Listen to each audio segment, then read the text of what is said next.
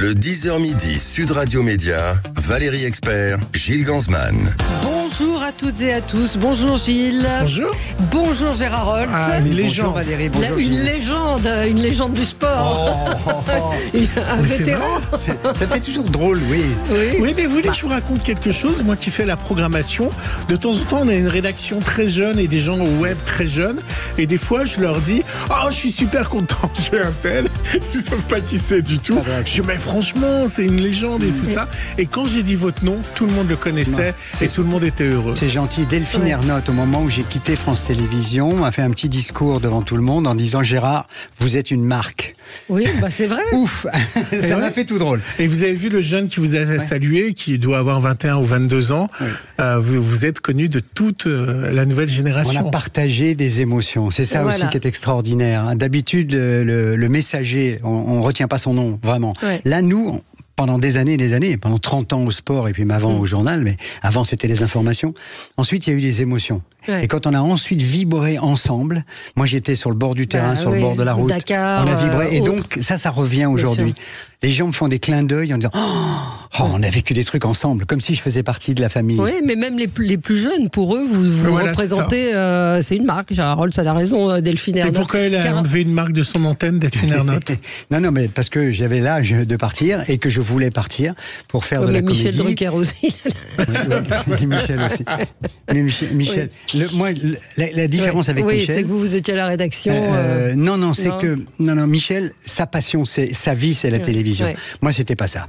Moi, je voulais être comédien, donc ce que je fais aujourd'hui. Ouais. Je vais rejouer encore un Marivaux là cet été à Nice, là, et j'ai un seul en scène où je joue dimanche prochain à Mormant, donc à côté de Paris. Je voulais être un comédien et deux, écrire des livres. Voilà, la télévision à qui j'ai donné 100% de ma vie, mais j'ai tourné la page. Bon, fini. Même si on vous propose de recommenter les Jeux Olympiques. Oui, alors on me l'a pas proposé. On me l'a proposé du bout des lèvres, comme disait Barbara dans une très belle chanson. Dites-le moi du bout des lèvres, je vous le dirai du bout du cœur. On me l'a proposé du bout des lèvres, mais je joue cet été. Je joue Marivaux, donc je vais regarder les jeux, c'est sûr. Je vais me gaver de jeux, mais vraiment aujourd'hui. La comédie, le théâtre. La comédie, le théâtre et les livres, légende des jeux, c'est pour ça que vous êtes là ce matin, 400 histoires qui ont fait la légende des plus grands événements, du plus grand événement mondial du sport, coécrit avec votre fils Julien Holtz. Vous étiez venu déjà pour nous parler, c'était des sports des 24 heures du Mans. C'est le 13e livre chez Grunt, et comme ça marche bien, comme l'éditeur est très très très content, ça et on va continuer. Et c'est vrai qu'il y a plein de choses. Alors là, c'est le cadeau idéal de fête des pères et des mères, on peut le dire. Et des mères dimanche prochain. On va pas faire de sexisme, mais c'est bourré d'informations, d'histoires, d'anecdotes. C'est pour les passionnés de sport, c'est même les moins passionnés, parce qu'il y a des aventures humaines qui sont incroyables. C'est ce qu'on veut avec Julien, avec mon fils d'amour, quand on l'écrit. On n'est pas seulement juste sur les dates et les résultats. Moi, je l'ai toujours dit, je le disais à l'antenne, il n'y a pas que le résultat qui compte en sport. Il y a tout ce qu'il y a derrière, c'est-à-dire l'entraînement, la famille, les amours, l'entraîneur, les circonstances. Et surtout, ce que j'adore le plus, moi, ce sont les histoires. C'est racontez-moi une histoire. Et c'est ce qu'on fait dans le livre. C'est ce que vous faites dans le livre. Vous la regardez, la télé ? Oui, un peu moins qu'avant. Je regarde les événements. Voilà, on va dire les événements. Mais au-delà du sport, vous regardez les séries, les films, rien? Non. Ah bon? Non. Moi, lorsque j'ouvre mon téléviseur, moi j'ai encore un grand téléviseur à la maison, ce qui est de plus en plus rare, je regarde des pièces de théâtre. J'ai des DVD avec toute la comédie française, ou avec Jacqueline Maillan que je regarde de temps en temps, avec Jean Piat, ou des comédiens modernes, avec Arditi, Lucchini ou des choses comme ça. Moi, je suis fou de spectacles vivants. Il faudrait faire revenir au théâtre ce soir. Oui, alors là, j'accepterais de revenir à la télévision comme faisait à un moment Eddie Mitchell pour présenter la dernière séance. Alors là, ça me ferait assez plaisir d'avoir une page idée. Spectacle vivant, c'est-à-dire musique, danse, lyrique et théâtre, et de m'en occuper, ça me ferait plaisir. Il faut aller sur Paris Première. On va passer au zapping. Sud Radio Média, l'instant zapping. Vous vous en doutez, Valérie, j'ai fait un zapping olympien et sportif pour Gérard Rolls, un zapping rien que pour vous. J'espère qu'à la fin, vous allez me remettre la médaille d'or du zapping. La plus belle flamme. Vous êtes le champion, toute catégorie confondue. La plus belle flamme était hier sur le tapis rouge, la flamme olympique. Elle a monté les célèbres marches Valérie, réceptionnées en haut par Delphine Ernotte, la patronne de France Télévisions. Une montée des marches qui a ému Tony Estanguet et Marie-Josée Pérec. Quel moment magique. Merci au monde du cinéma de son accueil, de son soutien pour les Jeux. Ça va être encore une très belle émotion. Depuis son arrivée à Marseille, la France sillonne toute la France. Et c'est vrai qu'on est très heureux de voir des athlètes paralympiques aujourd'hui monter les marches de Cannes avec la flamme olympique. On est ravis en fait de partager tout cela avec le monde du cinéma, le sport, la culture. Je trouve que ça va vraiment ensemble. Voilà, je ne sais pas si vous avez vu cette image incroyable de la flamme qui a monté les marches. Vous avez vu l'image ou pas hier? Alors, non seulement j'ai vu l'image, mais j'ai eu un petit pincement au cœur parce que David Lisnard, formidable vraiment. Moi j'ai un maire extra là à Nice qui est Christian Estrosi, mais David Lisnard à Cannes fait un boulot formidable, je l'adore, et il m'avait passé un coup de fil dans l'après-midi en disant Gérard, viens avec nous, viens remonter sur le tapis, le tapis rouge avec nous et porter la flamme. J'ai vu l'image et c'était formidable. Oui, c'est vraiment bien. Vous allez la porter la flamme? Non, je vais pas la porter, mais parce que moi, mon truc, c'est parce que j'avais un rendez-vous hier soir à Paris et un rendez-vous ce matin avec vous. D'accord. On vous aurait excusé. Je vais pas la porter. Non. Je ne vais pas la porter et je dis priorité quand même aux sportifs. Ça vous choque quand vous voyez les comédiens? C'est pas un choc. Vous avez vu le coup de gueule d'Estelle Denis sur le fait. Vous êtes d'accord avec elle? Je suis d'accord avec Estelle, comme très très souvent d'ailleurs, puisqu'Estelle qui a commencé avec moi à la télévision en 98. À propos du football, j'adore Estelle. Je trouve que c'est une grande professionnelle. Et je pense que elle a en très grande partie raison. Laissons le monde du sport profiter de ces instants et de cette magie de la flamme olympique. Vous avez été, peut-être que le mot choqué est fort, mais choqué de voir Jules à Marseille. Très honnêtement, oui. Évidemment, c'est un monument à Marseille. Tout le monde l'aime là-bas, du côté du Vieux-Port et dans les quartiers. Mais c'est vrai qu'on aurait pu choisir quelqu'un d'autre. Sportif. Et Zidane, à votre avis, c'est parce qu'on va le retrouver peut-être à l'arrivée à Paris? Peut-être, mais j'aurais bien vu Zidane, par exemple. Évidemment. Ça aurait été symbolique, en plus, Marseille. Bien sûr. Donc, c'est sa jeunesse avec son père qui travaillait dans une supérette à Marseille. C'est tellement une idole formidable, Zidane. C'eût été bien. Il y a Platini aussi. L'idée, c'est que je ne suis pas contre Jules, du tout. Les gamins l'aiment. Moi, je le comprends pas, mais les gamins l'aiment. Bon, mais en même temps, vive le sport, quoi. Vive le sport pour la flamme. Chaque soir, aux Jeux citoyens et dans le Trésor de France 2, le magazine présente les champions nationaux. C'est des portraits assez incroyables. Et moi, je voulais montrer ce portrait d'Alexis Fellut, qui est un spécialiste du 3000 mètres steeple. Il est originaire du Cantal. Et en fait, c'est ça être sportif, parce qu'il se partage entre les travaux de la ferme, qu'il continue, il est obligé de continuer les travaux de la ferme, et la piste d'athlétisme pour être prêt pour les JO. Alexis Fellut, agriculteur et athlète de haut niveau, partage son quotidien entre la course à pied et sa ferme du Cantal. Passer un peu de temps avec les vaches, les animaux, ça me coupe vraiment de l'athlète, ça me fait du bien, ça permet de se ressourcer et de revenir à tout ce que j'ai connu quand j'étais plus petit. Ça me fait la préparation physique en même temps. Ça fait travailler les bras. Alexis, 26 ans, se verrait bien reprendre l'exploitation à la fin de sa carrière sportive. Mais il doit encore apprendre. Je pense que je maîtrise un peu mieux l'athlète quand même. Parce que j'y passe beaucoup de temps, mais c'est vrai qu'ici, je sais me débrouiller, je sais traire les vaches, je sais m'en occuper. C'est des histoires comme vous les aimez. Hein. Ça j'adore. J'adore. La fraîcheur, la spontanéité, le courage. Il se lève à pas d'heure le matin pour aller voir ses vaches et son exploitation et d'aller s'entraîner. Ouais, ça c'est formidable. Ça c'est la vraie France que j'aime. Avant les JO, il y aura Roland Garros. Et hier, ceux qui sont venus assister aux entraînements, ils ont une drôle de surprise. Vous savez quoi ? Ils ont vu Nadal s'entraîner. 5000 personnes. 5000 personnes qui sont venues voir Juste Nadal. Pour l'entraînement. Pour l'entraînement de Nadal. Alors, le public, et il y avait des touristes américains qui étaient là. Alors, ils n'en sont pas revenus de voir Nadal s'entraîner. Nadal, bien sûr, c'est un phénomène. Oh bah Nadal, bien sûr, c'est un phénomène. C'est un très grand moment parce qu'on le voit jouer depuis 15 ans, voire même 20 ans, et là on le voit et il est sur la fin. Nadal's my hero. It's a chance of a lifetime. C'est une chance. C'est surprenant. C'est une chance, c'est impressionnant. Il veut gagner. C'est peut-être la chose la plus frappante chez Rafael Nadal, là, c'était le sentiment de puissance. Moi, je trouve ça triste de voir. It could be the last time. Ça sera peut-être la dernière fois. Peut-être la dernière fois. Oui, mais il devrait partir sur une victoire plutôt que. Vous vous rendez compte, il n'est pas encore sélectionné. Quelqu'un comme Rafael Nadal. Non, il y a un moment, il faut savoir lâcher, non? Oui, il faut savoir s'arrêter. Exactement. Vous pensez que là, c'est bien Roger Federer. Vous pensez que c'est le Roland-Garros de trop pour lui? Pas de trop, parce que c'est une tournée d'adieu. Il y a des chanteurs qui le font. Pas de trop, mais il faut vraiment. Là, il a été trop blessé. Il faut qu'il s'arrête. Au désespoir de Caroline, avec qui je travaille là chez Grunt, qui est une admiratrice formidable de Nadal, elle dit mais non, il faut qu'il s'arrête maintenant. Il faut pas le voir. Par exemple, s'il est sorti au premier tour, ça va être terrible, quoi. Ça va être horrible. Il a été tellement au sommet. Ouais. Si certains pensaient s'en mettre plein les fouilles, Valérie, en louant leur appartement au moment des JO, c'est la déception. C'est plutôt raté, comme le racontait BFM.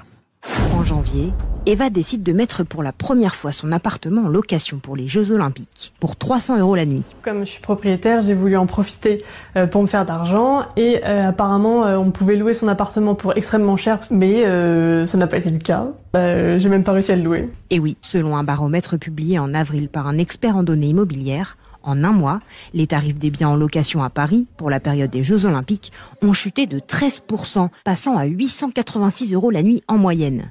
Et sur 9 mois, les prix ont quasiment été divisés par 2, moins 43%. Selon cette conciergerie, vous pourrez espérer louer votre bien 1,5 fois le prix habituel, mais pas plus. Et oui, vous n'avez pas loué votre 9 pièces à Paris non. Il vous reste quelque chose à Paris, un petit pied-à-terre, oui, pour les rendez-vous, et puis aussi parce que ma femme d'amour, je vis à Nice à 100%, et particulièrement heureux. Vous savez que je me suis donné un petit acronyme à propos de Nice, puisque les Niçois sont très particuliers, en ce sens où ils ont une très très forte personnalité. Et ils ont résisté aux Italiens, ils ont résisté aux Français, ils adorent leur ville. On ne sera jamais vraiment niçois lorsqu'on n'est pas né à Nice. Ouais. En revanche, je suis NNH. C'est-à-dire néo-niçois heureux. Voilà, NNH.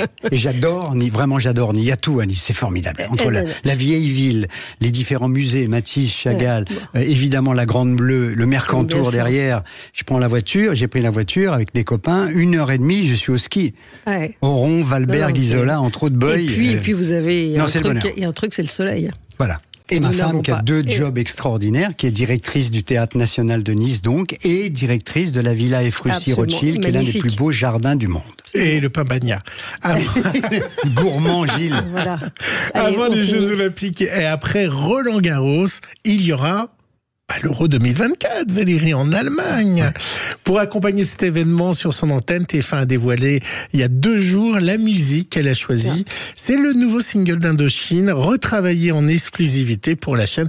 Vous entendrez cette musique dans les bandes annonces et tout l'habillage de TF1.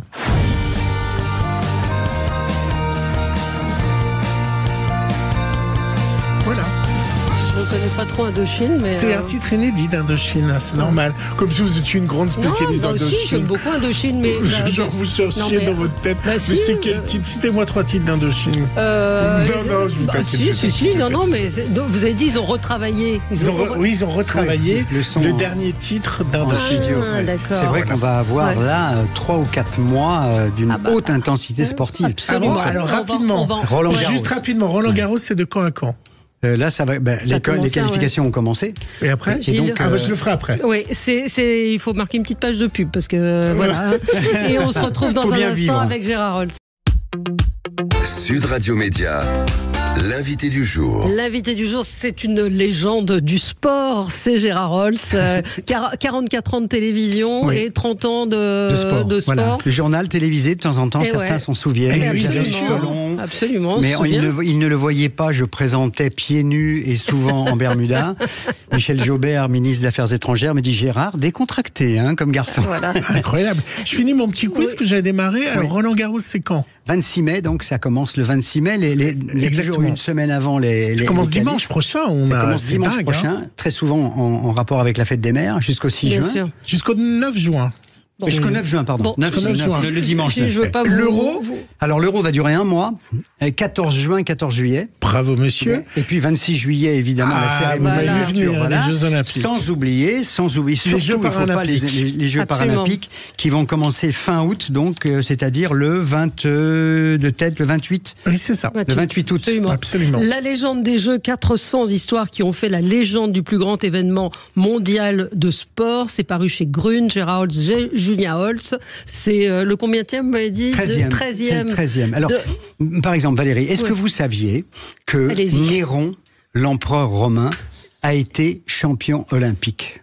Mais ça existait déjà à l'époque ? C'est dans le livre. Il y avait déjà des Jeux Olympiques. Oui, alors, ça date de quand alors ? Grande discussion avec mon chauffeur de taxi hier, à qui j'expliquais que je venais à Paris donc pour parler des Jeux Olympiques sur Sud Radio. Il me dit ah bon les jeux, mais quoi ? Il y a eu des jeux dans le passé ? 12 siècles.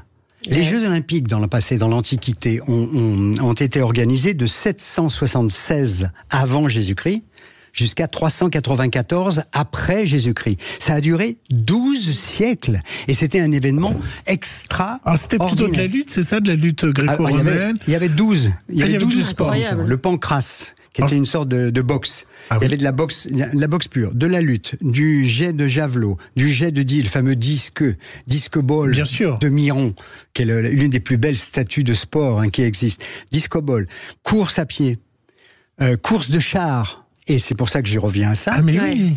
En 67 après Jésus-Christ, Néron était en tournée de chant. Il chantait, Néron. En Grèce, il est dans les théâtres antiques en Grèce, en train de chanter, il entend parler des Jeux Olympiques. Il dit, moi je veux participer. Les gars lui disent, non, pas vous. Il dit, si. Il a mis 250 000 drachmes sur la table, c'est-à-dire une drachme valait un mouton. Un mouton valait une drachme. Vous voyez, l'argent, ça représente 250 000. Bien sûr. Les juges ont dit, d'accord. Il est arrivé avec son char et 10 chevaux. Il s'est retrouvé tout seul. Et il a gagné. Parce que les autres conducteurs de chars, les auriges, ne voulaient pas participer avec lui. Donc il s'est retrouvé tout seul, il a fait la course, il est tombé, on l'a remis sur son char et on lui a remis la couronne d'Olivier. Il est champion olympique officiel, Néron. C'est incroyable, mais il y a plein. C'est un livre, ça fourmille encore une fois d'anecdotes, d'histoires humaines, parce que ce sont à chaque fois les entrées se font par des noms. Je prends au hasard Émilie Le Pennec.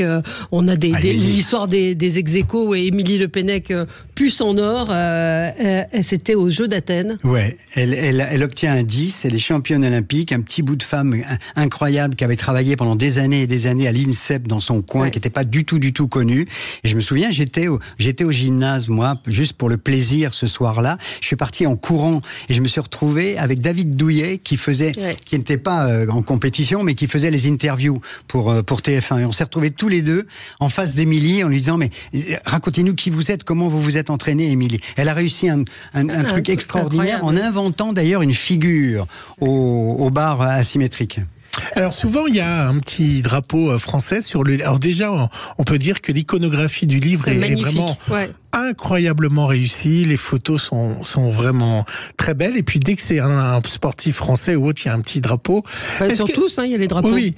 Est-ce que vous êtes d'accord avec la polémique ou ces sportifs qui ont dit que la France n'était pas une nation sportive? Quel regard vous avez sur ces déclarations-là? Alors, je suis en grande partie d'accord. Ouais. Les Français, c'est un peu le syndrome Astérix et Obélix. Les Français se serrent les coudes lorsqu'ils sont attaqués, lorsqu'il y a un danger, lorsqu'il y a quelque chose qui les embête. Mais pour le reste du temps, on est beaucoup spectateurs. Oui, alors en revanche, oui, dans les stades, à la télévision, il y a des grandes audiences de temps en temps pour les grands événements. On l'a vu, le grand déclic, ça a été 98, au moment où on s'est rendu compte qu'on avait une équipe de football extraordinaire. Ou alors, c'est vrai, ça a été vrai aussi pour les championnats du monde d'athlétisme en France en 2003, où là aussi ça a été formidable.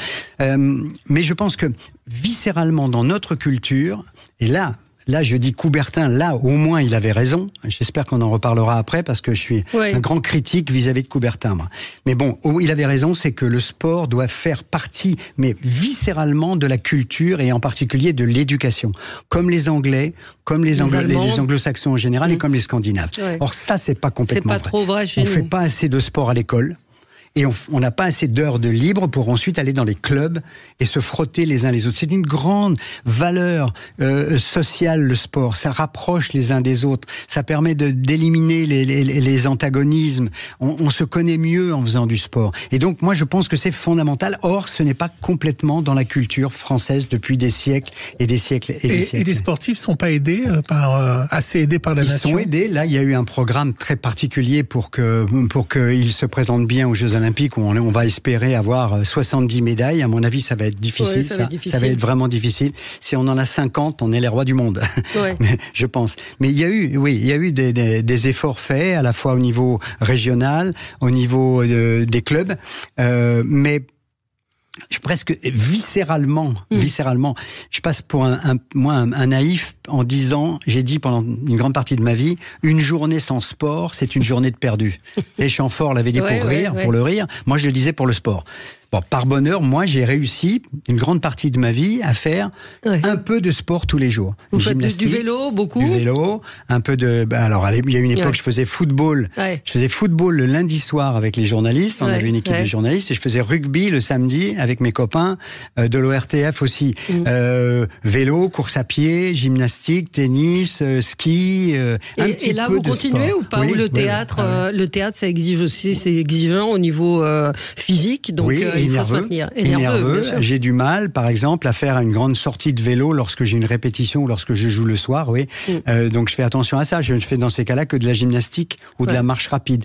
Oui, parce que je pense que c'est bien dans son corps, bien dans sa tête. Et pour revenir à votre question, donc oui, je pense que les Français ne sont pas assez sportifs dans l'âme. Dans l'âme, ça fait pas partie de leur... Comme une vraie grande valeur personnelle et sociale. Qu'est-ce qui vous a le plus étonné dans ces milliers d'anecdotes qu'il y a dans le livre?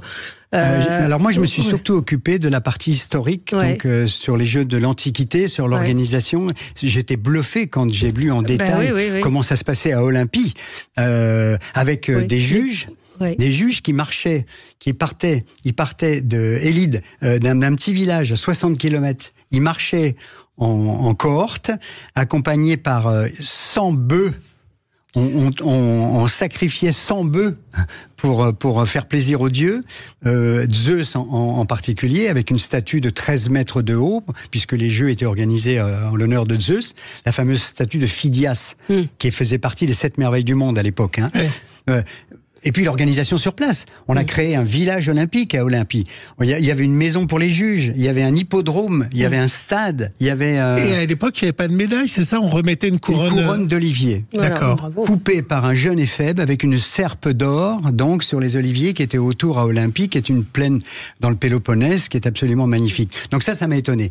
Et puis ensuite, l'autre chose, c'est que, en fait, tout est politique. C'est-à-dire qu'on a reparlé souvent, et on en reparle encore aujourd'hui, en disant oui ou non, est-ce que le sport et la politique sont possibles il est possible de les mélanger. Liés. En fait, tout est politique. Déjà à l'époque, dans l'Antiquité, lorsque le vainqueur revenait dans sa cité, il était considéré comme un roi, comme un deuxième roi. Il était nourri, logé, il avait droit à tout.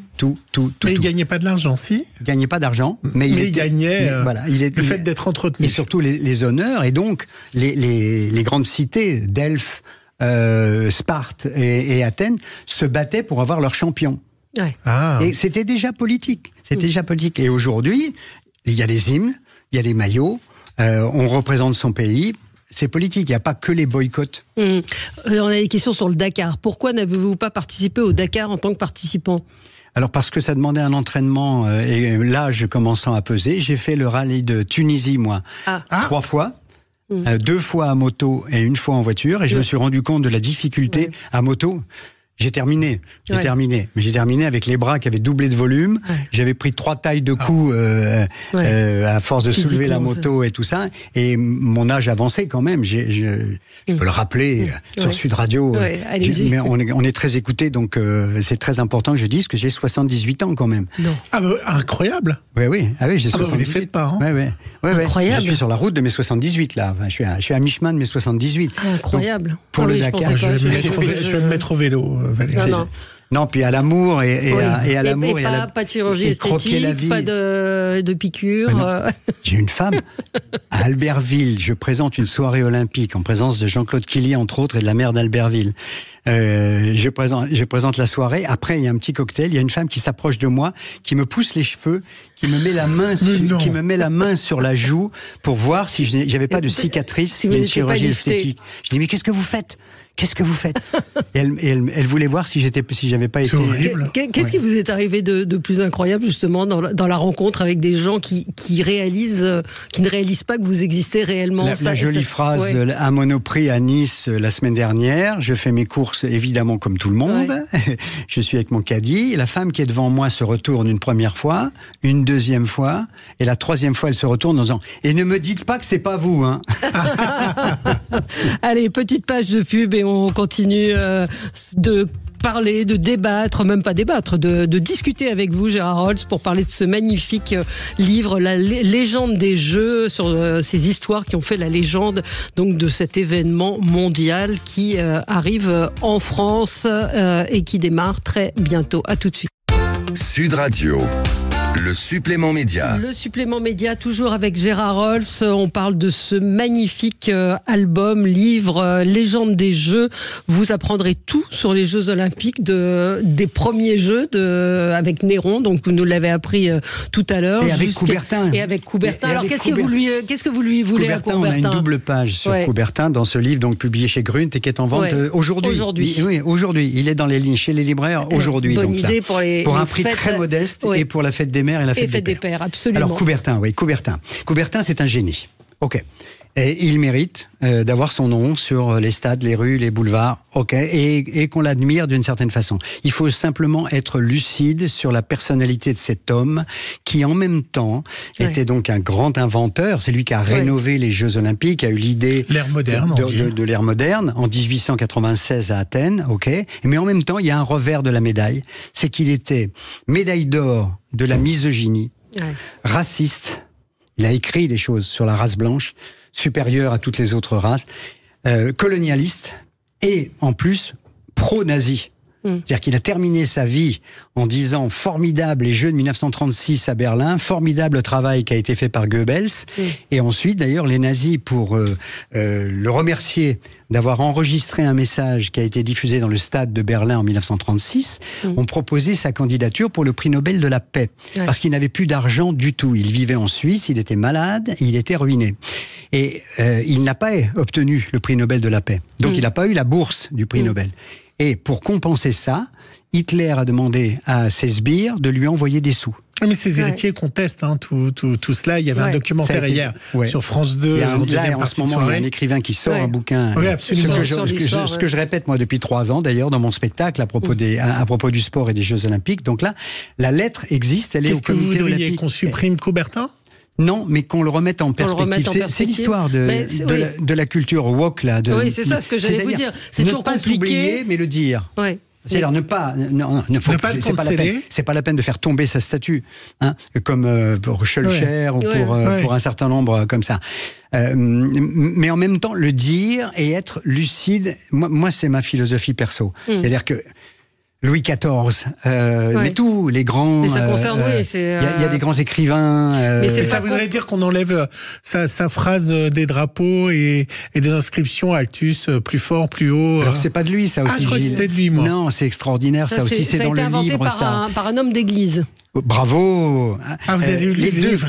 Je l'ai pas vu, ça passait. Dans le livre. Sitius, Altius, Fortius, la devise olympique a été inventée par un homme d'église. Plus haut, plus fort. Plus vite, plus haut, plus fort, qui est la devise olympique. Ça a été récupéré par Coubertin et ça a été prononcé par l'abbé Didon, Henri Didon, qui était le principal du lycée d'Arcueil, où, entre parenthèses, a étudié là-bas Sacha Guitry, qui a été viré de 9 lycées, il s'était retrouvé à Arcueil. Et le père Didon était fou de sport. C'était un peu une philosophie que je partage alors à 100%. C'est-à-dire que lui disait, le sport est très important dans l'éducation des jeunes.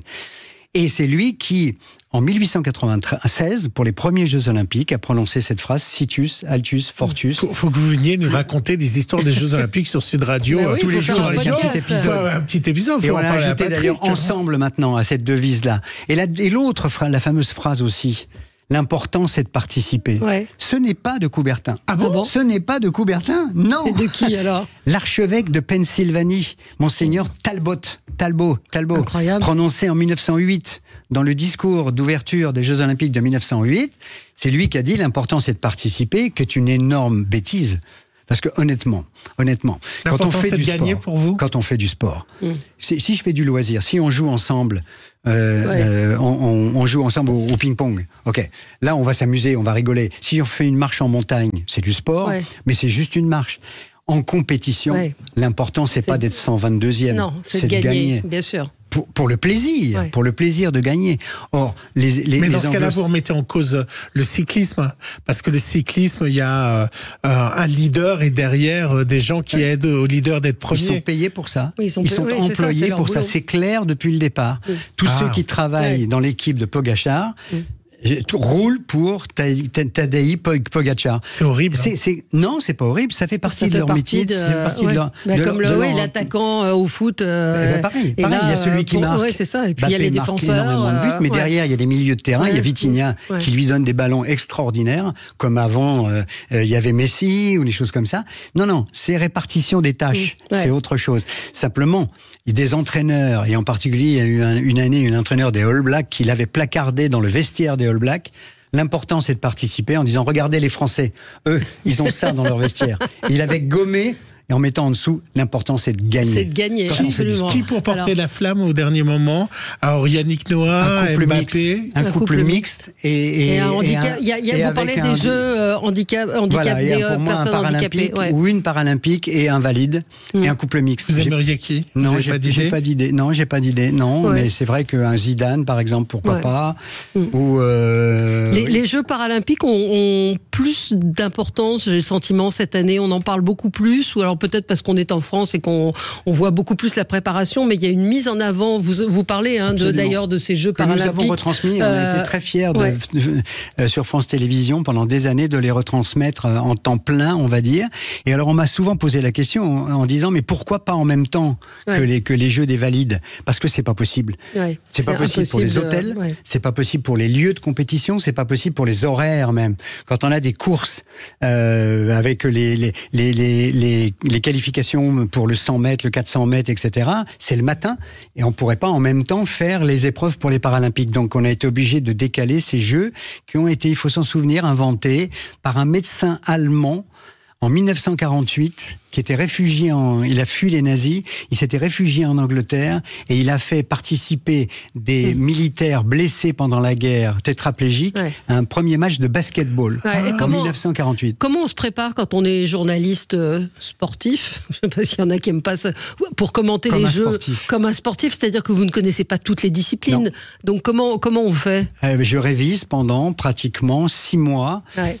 Pour connaître les règles, vous avez votre petit dossier avec vous. Je relisais mes bibles perso, c'est-à-dire savoir qu'un 4 de couple en aviron, c'est avec 2 rames, par exemple, que des combats de judo, c'est X avec le nom des prises.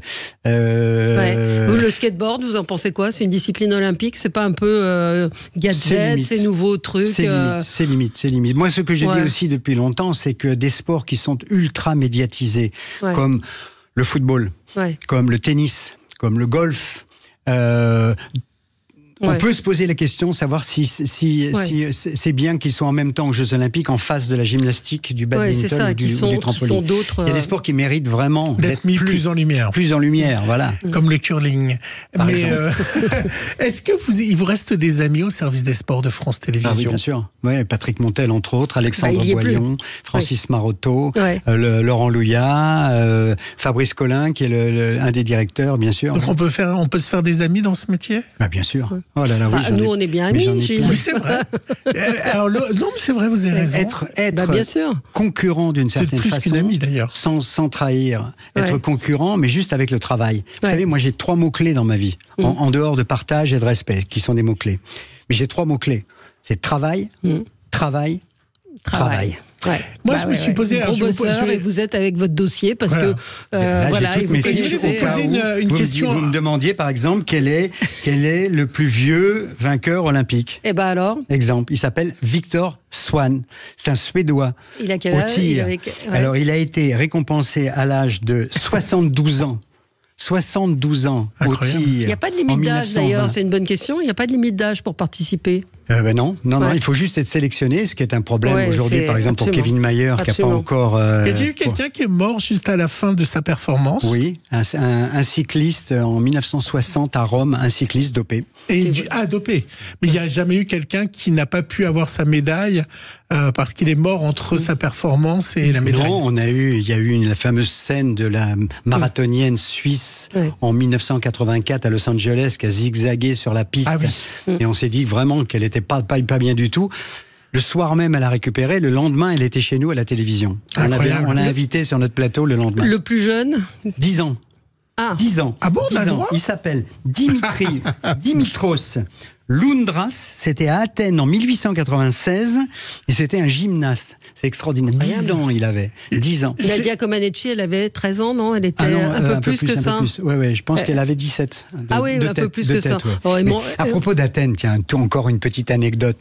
Quand Coubertin a organisé les premiers Jeux Olympiques, donc là, il s'est dit Athènes, on lui a soufflé. Michel Bréal, qui a été un peu son conseiller, lui a dit Athènes, ça serait formidable. On retourne sur les lieux des premiers Jeux Olympiques, de la Grèce.